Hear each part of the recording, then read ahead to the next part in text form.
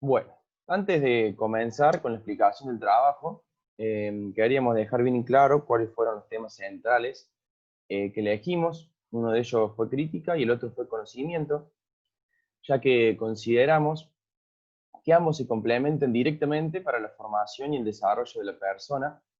de su identidad, de sus pensamientos, el cual está atravesado por un proceso de despegue, de distanciamiento, que involucra separarse de ideas o creencias consideradas verdaderas e irrefutables, para así poder crear un conocimiento autónomo y crítico. Para dicho proceso mencionado anteriormente, consideramos fundamental e indispensable el desarrollo justamente de la crítica, ya que la misma, como se menciona en el video de la clase 2, descrito por la profesora de la segunda parte, corresponde a una actitud natural del ser humano, y que tiene que ver con poder correrse justamente, poder mirarse uno mismo y a la afuera, y así poder generar interpretaciones de eso que estamos mirando y viviendo de la realidad. Debemos tener así bien en claro cómo vemos al mundo y al mismo tiempo observar las cosas que criticamos y por qué las criticamos, para así poder transitar nuevos sentidos, nuevos significados y nuevos resultados. Bien, como manifiesta Quintana en el texto Crítica teórica, crítica histórica, la crítica no se presenta como un fin, sino como un medio que conduce a la praxis.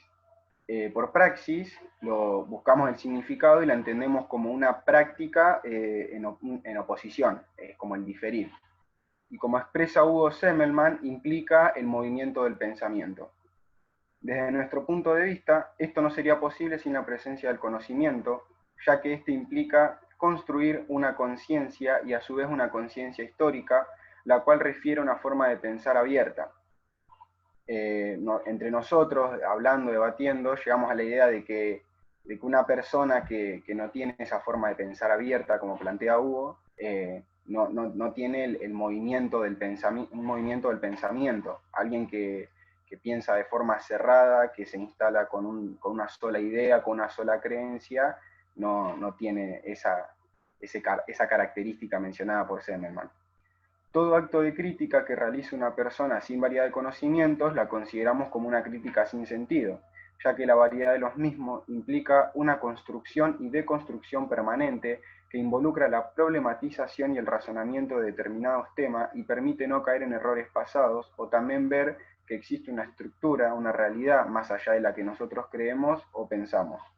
Una persona que no sale de su realidad, que no se replantea sus ideas o creencias, es una persona que no posee la crítica de la que habla, de la que fomenta y de la que busca la filosofía. Bien, seguido a eso, citamos un fragmento del texto de Quintard que nos pareció llamativo, y dice: pareciera ser que en nuestros espacios de producción de conocimiento hubiera más una tendencia a una crítica teórica centrada en adherir a pensadores críticos y teóricos de la crítica que a pensar críticamente nuestras realidades. Bien, a esto lo decidimos citar porque lo relacionamos con esa idea de la crítica sin sentido o del movimiento del pensamiento. A lo que hace referencia a esa cita para nosotros es a las instituciones, a esos espacios de producción de conocimiento, en donde se habla y se comparten esas formas de pensar o lo que postulan los pensadores críticos, pero después a la hora de llevarlo a cabo en la vida misma, no lo tienen en cuenta. Entonces ahí entre nosotros podemos decir que no hay un movimiento del pensamiento. Ahí, como dice Sí, Vale, eh, justamente lo que se quiere hacer referencia es que lo ideal sería que además de adherir estos pensamientos que producen los pensadores críticos y teóricos, bien dicho, hay que llevarlos a la realidad y poder utilizarlos. Es decir, este conocimiento es una producción cultural,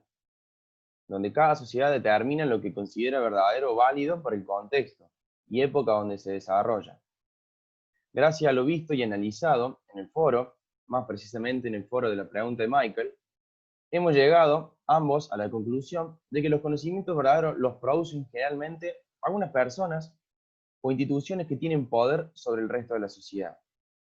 Y ya aquí está en cada uno, en cada persona, en cada ser, aceptar ese conocimiento como verdadero, o mejor, desconfiar de ese arte de gobernar. Es decir, nosotros debemos intentar transformar o escapar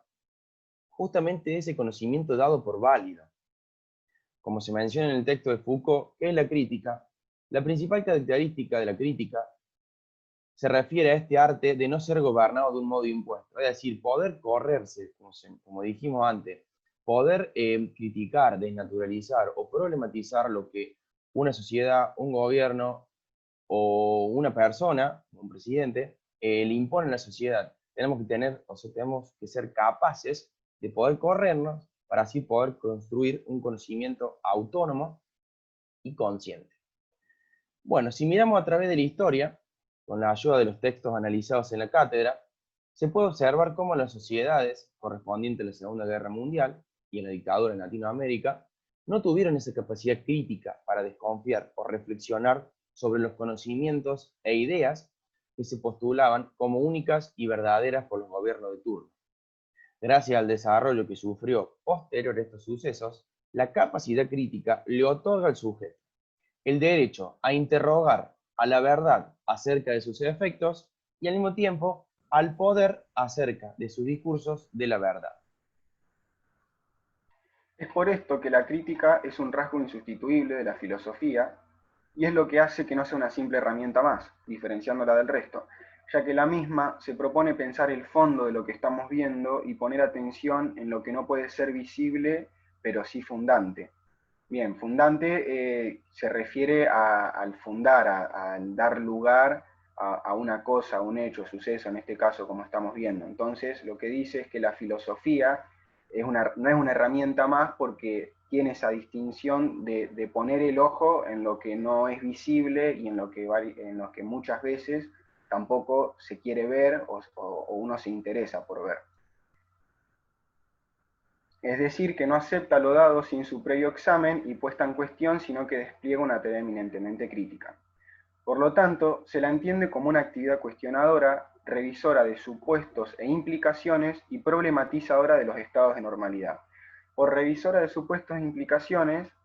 hace referencia a revisar esas ideas que no cierran o que no pueden ser defendidas con certezas o afirmadas con certezas,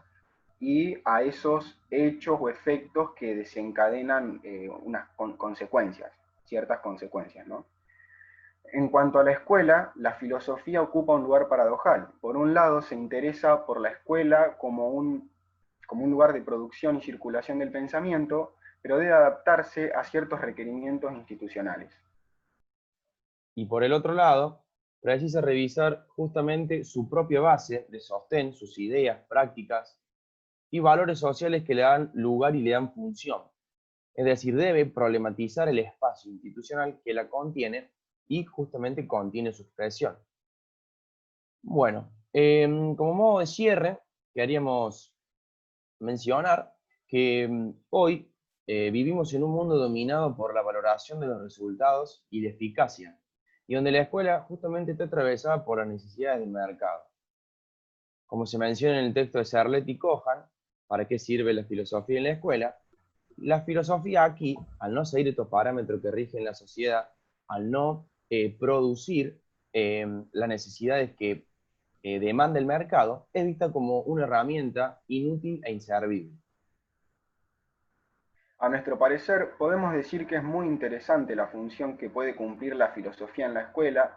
pero siempre y cuando mantenga su verdadera esencia, que es la de radicalizar la crítica, con el fin de formar ciudadanos conscientes, reflexivos y con diversidad de conocimientos, lo que permite deconstruir y construir diferentes pensamientos y de esta forma democratizar.